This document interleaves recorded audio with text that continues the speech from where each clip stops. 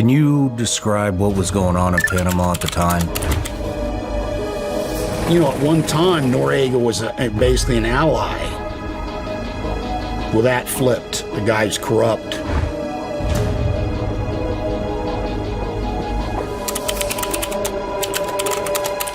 Was it a night op? Oh, yeah.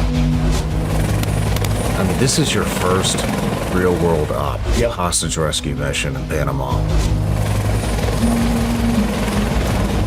But he looked at me, I looked at him. He stuck his hand out. I shook his hand. No words were said. My fellow citizens, last night I ordered U.S. military forces to Panama. No president takes such action lightly.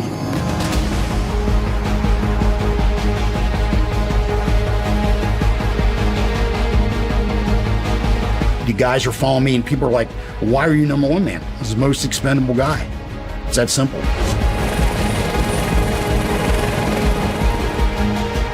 And when you hear somebody screaming who, honest to God, thinks they're going to die, it's a sound you'll never forget.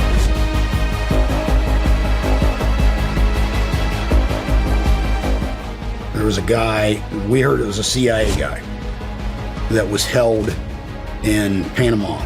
The Kurt Muse rescue was a piece of that because, one, George Bush Sr. had made it a priority, hey, we're gonna rescue this guy. Because if you look at it from a layman's point of view, we're gonna break into a prison and get somebody out. How the hell is that gonna happen? Well, I'm wondering the same damn thing, to be honest with you.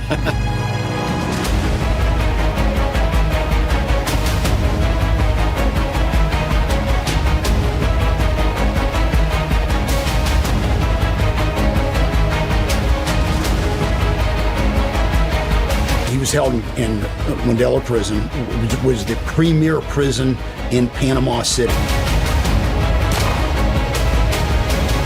That's where he was being held. And it was a block away from the Comandancia, which is essentially the Panamanian Pentagon.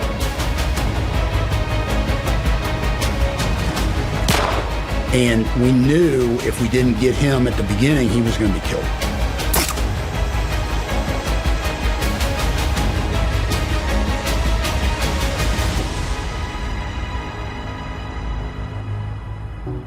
Man, I remember watching it when I was getting started, and I was just like, man, I hope one day, maybe one day, I can get to that level. And, I never did, but it was truly inspiring. Pretty cool. And so now you're in a little bit of hot water. Oh, yeah.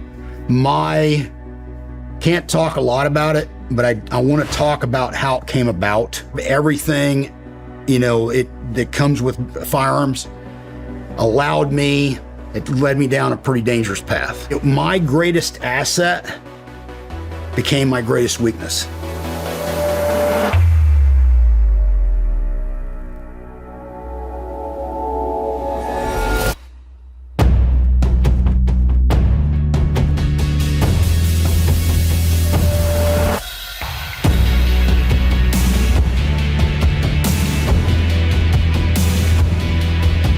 Started, violating rules, laws, regulations, and whatnot, knowingly doing so.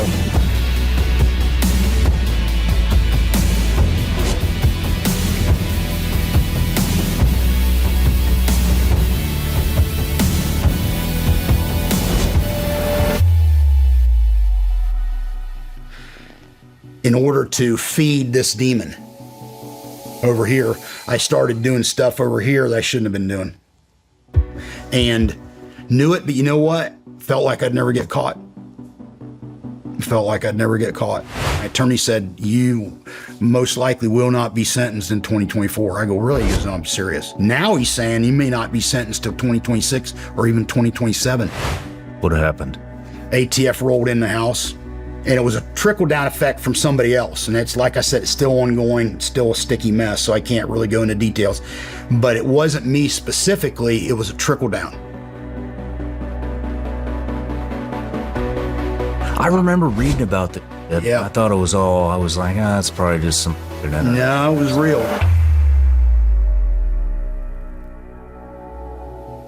I could have fought it. Almost certainly would have lost.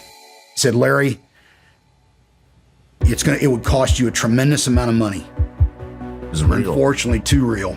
Damn. Man. October 23, I pled guilty, 2 counts. Counts of what? Illegal importation of a firearm and violating an Obama executive order.